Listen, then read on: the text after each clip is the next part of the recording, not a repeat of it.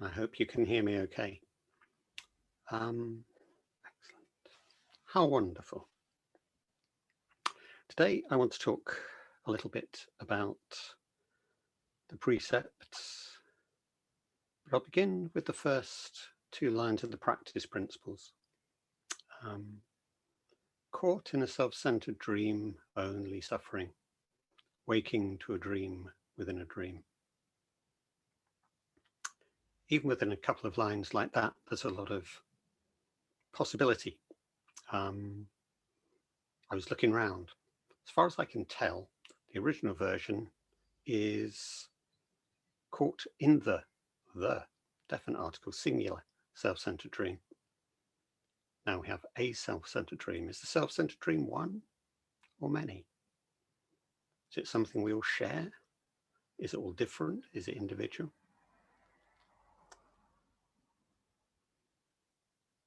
Barry's talked from time to time about the idea of the dream as dream, and related it to emptiness. Dreams ephemeral, contradictory, personal in a way. So what about the self-centered dream? In a way, it's easier to say what it's not than what it is, or at least what I think it's not. I don't think it's about biology, some fundamental, deeply programmed biological need that we have that makes us selfish. I don't think it's some equivalent of badness within us, original sin. And I think, and I'm saying this for this reason, that it, without realizing it, we get kind of dragged in that direction. And I don't think it's about some little ego within us, which is pulling me in the wrong direction.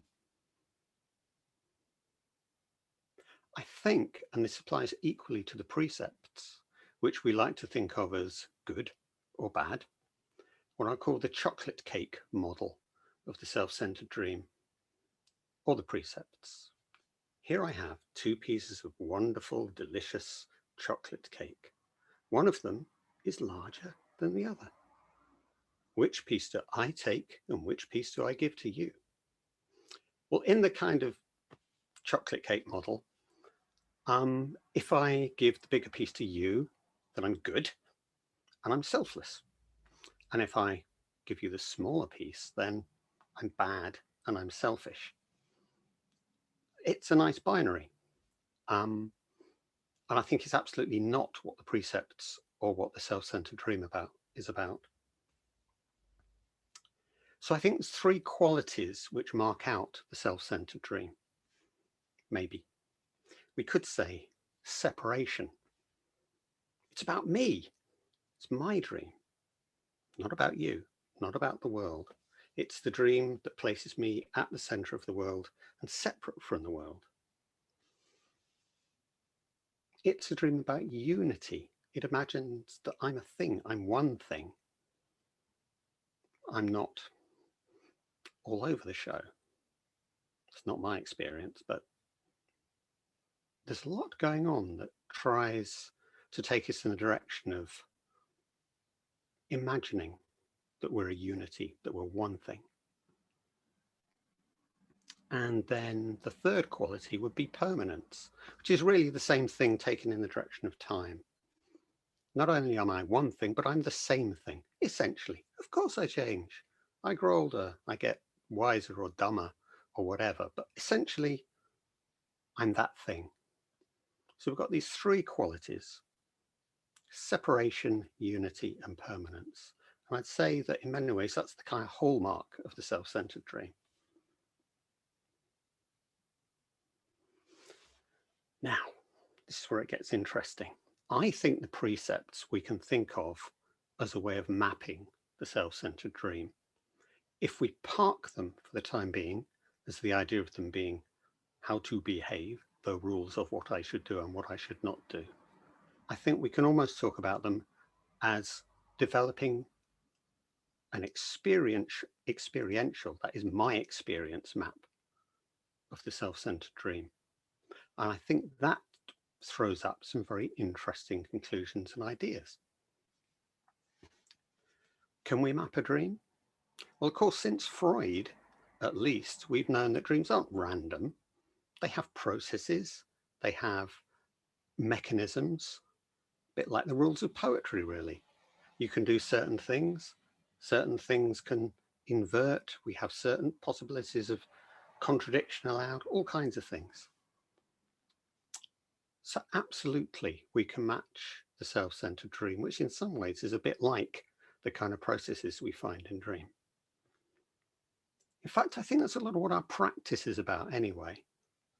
So if I say the fundamental ordinary mind practice, not turning away from life as it is, however I encounter that, whether I encounter it on the cushion or out there in my life.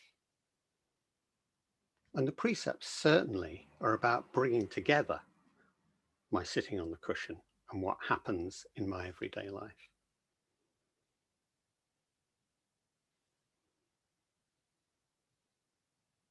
And bearing witness to that. Now, we talk a lot about bearing witness in the precepts. That's really essentially this not turning away from life. And I can bear witness to myself. I can bear witness to other people. All of these are possibilities. We talk about ordinary mind in terms of a psychological turn within Zen. And we associate that with Joko, and very much as it's been developed by Barry. Joko liked to talk about core beliefs, tracking those patterns that I find, whether on the cushion or in my everyday life, of why do I respond in that way? Why do I always end up thinking the same thing about myself or about the world?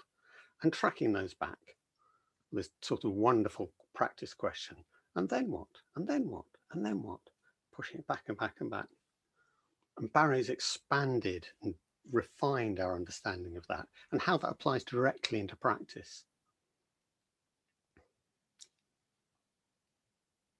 Concepts like curative fantasy as we apply to practice, or secret practice. What am I really here for? What am I really trying to get out of sitting for hours, listening to Dharma talks for hours? And in terms of where we're going with this and what comes later, I hope this is a good enough Dharma talk. I'm not speaking entirely off the cuff. I haven't got something prepared beautiful to read you, so I've got a few notes here. I've got my neighbour that way, who at any moment may start chainsawing his tree with the bluntest chainsaw in history. That neighbour has been taking down scaffolding from the house this morning. I'm here, and you're there, and we hope between us something happens, something connects, some word resonates somewhere. So let's see. So the psychological turn, yeah. Well, no, it's not a problem so much. The potential danger in that is that it's still all about me. And Barry's been very articulate for decades, pointing out that Joko said, the whole point is not therapy. It's using the structures of ourself, our experience, our childhood experience whatsoever, for something which is not therapy. But the danger is always that it comes back to feeling, oh yeah, that's about me. I'm like this because. Now, I think even in our day-to-day encounters, day-to-day casual relationships, there's another dimension, which I call the social dimension. And I want to really make that the focus of what I'm saying. If I have a row with my partner, that's going to be as much to do with what I think it is, or not even think, how I am as being a man, how she is as being a woman with a particular history in a world which is deeply gendered and deeply misogynistic. Look, I'll give you one example of this. And I was casting around for one, and it just suddenly came into my mind. I was about 14. I was sat watching TV with my parents in the living room, and there was a play on. And it was a play, as so many plays are, featured a marital infidelity in it. This was, oh, heaven knows when this was. I suppose the mid-70s, it's that long ago. Still quite shocking those days. My dad turns to my mum, says, "If I ever caught you with another man, I would kill him, and then I would kill you." I was like, what? Now, he was a very mild-mannered man. He liked to imagine he was an alpha male. In actual fact, he absolutely wasn't. He was a very quiet, very peaceful, very placid man on the whole. I have no idea whether he thought he meant that. I assume that there was a rise of feeling within his chest, tension, adrenaline. I don't know whether he thought he meant it. I'm as certain as a human being can be that there was no way he would have carried out this threat. What interests me is that he felt it was not only appropriate, but it was necessary to say that at this point in order to show who he was as a man, as a husband, as a father, who my mother was as a mother, a woman, a wife, that this was the correct thing to say at that point.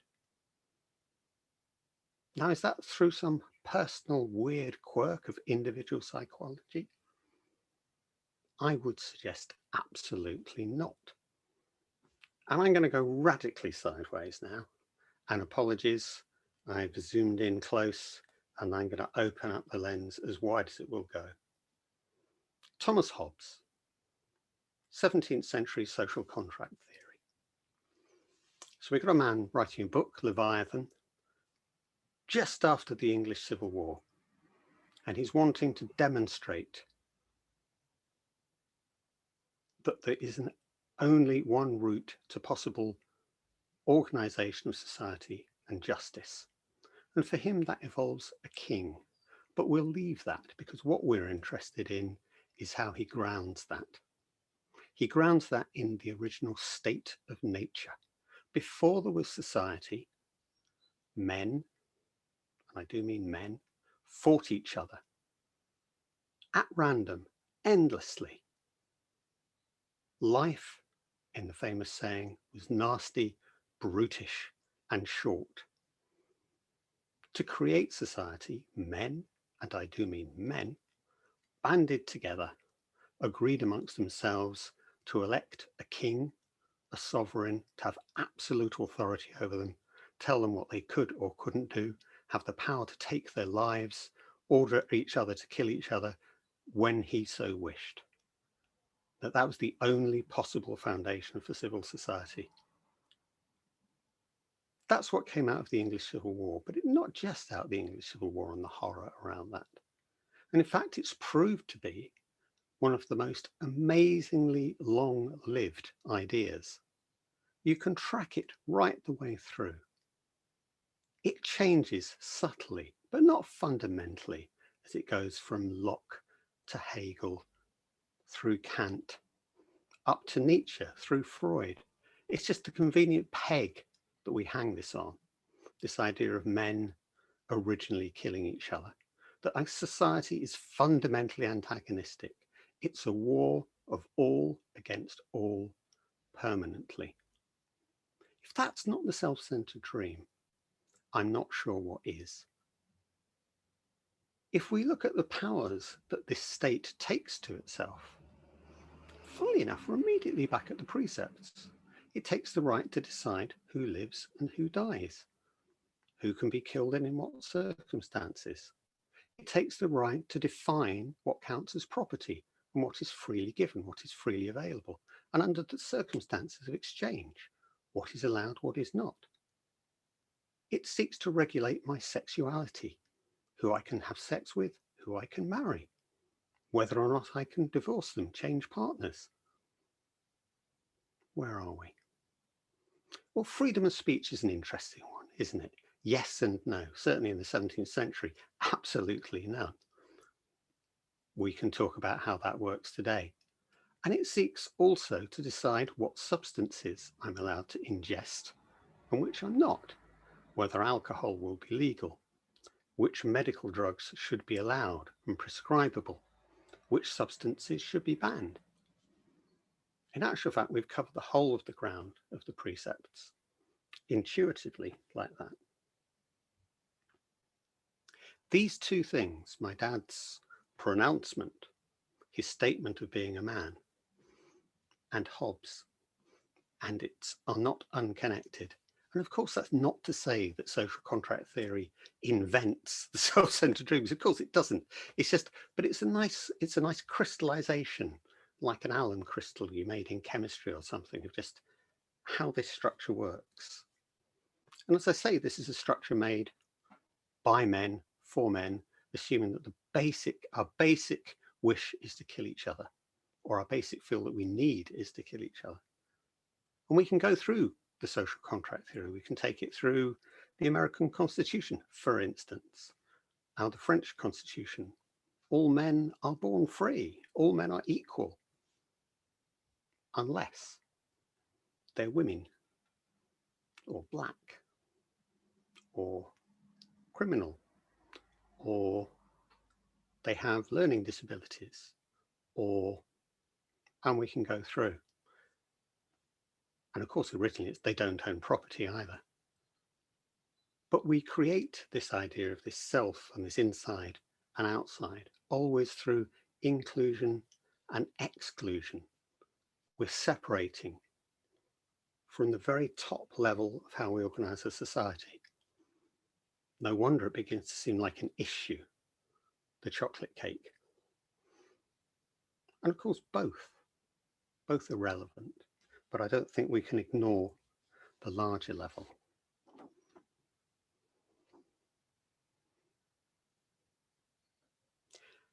So in terms of bearing witness, I can bear witness to just me, what I'm doing, just how I feel now, how I am now, what thoughts I'm thinking.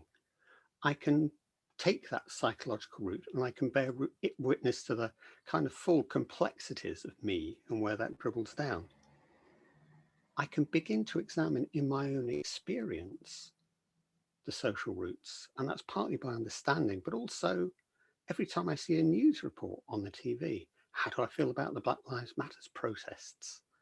Is that, where am I physically responding to that? What thoughts am I thinking? It's all part of this reflexive cycle.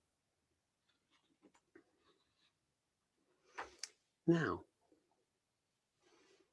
modern social contract theory, or what we might call critical social contract theory, through a really interesting series of writers, has pointed out the complexities of that and the sense of exclusions. They've written about the implications of the gender contract, the race contract,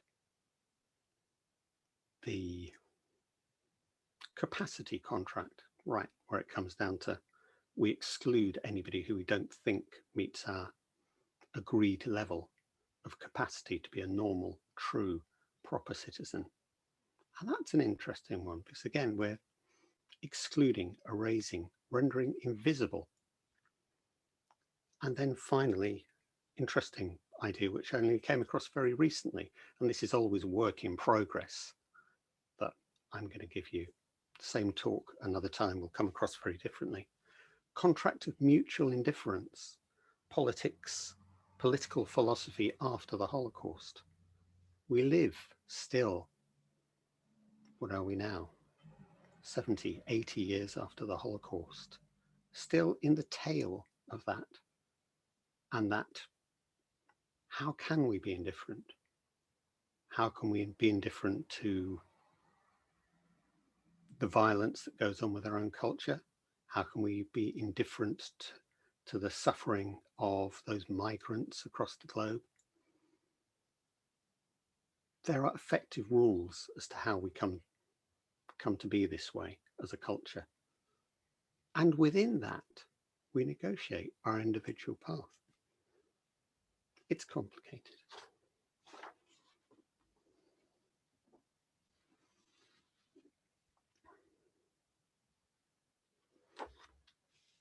So one of the questions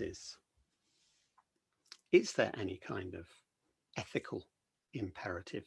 Is there any kind of alternative, any option to this self-centered dream that comes out of the founding ideas of Zen itself? And I think there's a clear case that can be argued that the idea of emptiness, groundlessness, as I'm calling it more and more these days, the fact that nothing ultimately has any separate substance to it, everything is real, but everything is also relationship, that clearly implies that if we're not within that sense of separation, if we question that, if we problematize that, then just as the Buddhist image goes, the left hand naturally cares for the right hand. I hit my thumb. Oh, so one being feels the obligation to naturally, spontaneously cares for all. The precepts that we take are called the Bodhisattva Precepts, and that's the Bodhisattva path, which is seen as a path, and perhaps there's a slight tension there between the idea of path and what we might think of as within ordinary mind practice. Well, everything's perfect as it is. I don't need fixing. Absolutely. And yet there's this whole world of suffering out there. What am I going to do about it?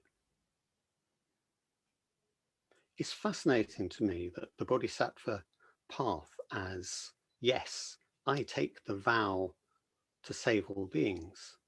I take the vow to live less violently. I take comes up at the same moment and out of exactly the same body of practice and writing and philosophy and thought as the real hardcore literature on emptiness, groundlessness. That because that fundamental non-separation is seen and acknowledged, we then naturally, if we see that, wish to help all beings. But there's a source for that as well, slightly differently within traditional Buddhism, which is the image of the mother and child. Now, one of the fascinating things that this very Western, very male tradition of social contract theory is about is this exclusion of the body, the exclusion of the feminine, the downplaying of our vulnerability, our mortality ultimately. And one of the really interesting things which has occurred more recently within psychology and analysis is, if you like, the rehabilitation of the active mother, that the mother is not simply that into which the infant mouth plugs itself to obtain a stream of milk, but is the source of relationship. The mother literally educates the child, because educare, to draw out, brings into being this human as a new human being, brings them in with care. What do you want to do as a small child? You want to care. You want to care for your mother. See, she's all right. What can I do for you, Mum? It's relationship. It's reciprocality, not symmetrical reciprocality. There's no question that the child, should be given exactly the same responsibilities as the mother. Absolutely not. It's an asymmetrical relationship, but it's still one of mutual interaction and care. It's interesting that almost the only female Buddhist kind of real embodied figure, certainly within the Zen tradition, is Kanzeon, which is the Japanese form of Guanyin, which is the Chinese form of Avalokiteshvara. It's been recently brought to my attention that compassion is a rubbish translation of what is actually karuna, which is care. What does Kanon do? Kanon cares. And hopefully we care back. And yes, we read the parenting manuals and we panic and we stutter and we stumble. But when our parenting flows, when our being a child, when our being parented flows, it's as natural, it's as free, it's as loving, it's as caring. It is that image of which the Bodhisattva path is the infinite expansion. That's the radical moment, seeing that kind of care. In theory, at least, and we're not told how to do it, we're not told how to put it into practice, could apply to all sentient beings. And that's the invitation and the problem. Obviously, I can't do that. Which beings do I actually care for? Because again, parenting is about now, this moment. It's not good enough to do it next week, even in an hour's time. It's now.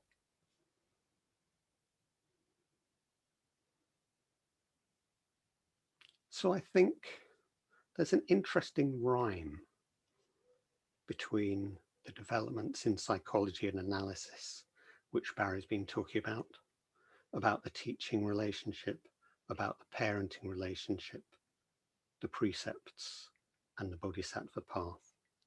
And I'm guessing that this would be a very appropriate moment to park it. So perhaps to be continued, who knows? But I will thank you